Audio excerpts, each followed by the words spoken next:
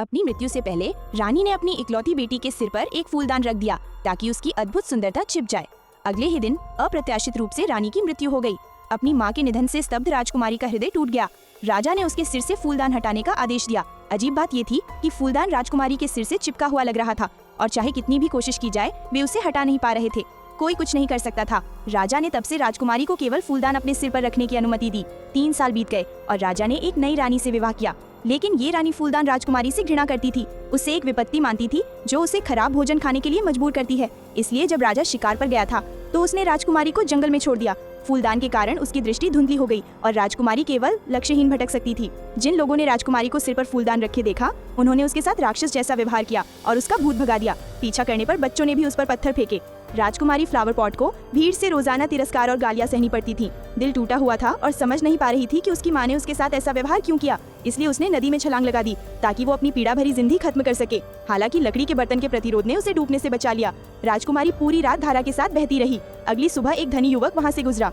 उसने उसे पानी में डूबा हुआ देखा और तुरंत राजकुमारी को बचा लिया। उसने धीरे से उसके गिरने के बारे में पूछा, लेकिन वह चुप रही। अपनी दुखद स्थिति के बारे में कुछ भी बताने को तैयार नहीं थी।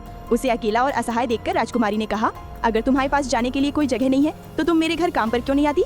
तब से राजकुमारी एक रहस्य बन गई। लेकिन यहाँ उसका जीवन पूरी तरह से खुशहाल नहीं था। वह हमेशा व्यस्त रहती थी, रात होने तक काम करती रहती थी जब बाकी सब आराम करके सो जाते थे। फिर भी राजकुमारी को लगता था कि उसके दिन पूरे हो रहे हैं। एक रात अपने कमरे की सफाई करते समय उसे एक जिथर मिला। खुद को रोक न पाने के कारण वह बजाने लगी। उस मधुर ध्वनि ने योद्धा का ध्यान तुरंत खींच लिया। जब वो जिथर कक्ष में पहुंची तो उसने राजकुमारी को चौंका दिया। योद्धा ने उसे बजाते रहने के लिए प्रेरित किया। योद्धा की अनुमति से राजकुमारी ने बेफिक्री से बजाया और योद्धा का हृदय धीरे धीरे द्रवित हो उठा। उसने ऐसा संगीत पहले कभी नहीं सुना था।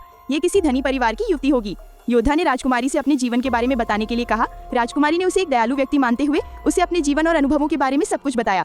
योद्धा को उस युवक से प्रेम हो गया। उसने अपने माता पिता से राजकुमारी की भूमिका निभाने की अनुमति मांगी, लेकिन उन्होंने जोर दिया वह अपने बेटे को ऐसे विचित्र स्त्री से विवाह करने की अनुमति कभी नहीं देंगी। राजकुमारी ने पूरी बहस को गंभीरता से लिया। योद्धा वास्तव में उसके लिए बहुत खुश था। राजकुमारी आश्चर्यचकित और प्रसन्न दोनों थी, लेकिन अपनी माँ को देखकर जिसके बारे में उसने गमले से बहस की थी उसमें योद्धा का सामना करने का साहस नहीं था। वह गहरे आत्मसंदेह में पड़ गई और उस रात चुपके से न जाने का निश्चय किया। जाने से पहले उसने दरवाजे से योद्धा से शिकायत की, उसकी देखभाल के लिए धन्यवाद दिया। लेकिन जैसे ही वो जाने वाली थी योद्धा ने उसे देख लिया। वह तुरंत सब कुछ समझ गया और राजकुमारी के साथ भागने के इरादे से दौड़ा। योद्धा की ममता के कारण उसने दूसरे बेटे को सफलतापूर्वक रक्षा की। उस युवक को अब गमले के बिना इतना स्पष्टवादी देखकर योद्धा के माता पिता कुछ भी कहने की हिम्मत नहीं जुटा पाए और उनकी शादी के लिए राजी हो गए। इस प्रकार योद्धा और राजकुमारी का विवाह हो गया और वे हमेशा सुखी रहे।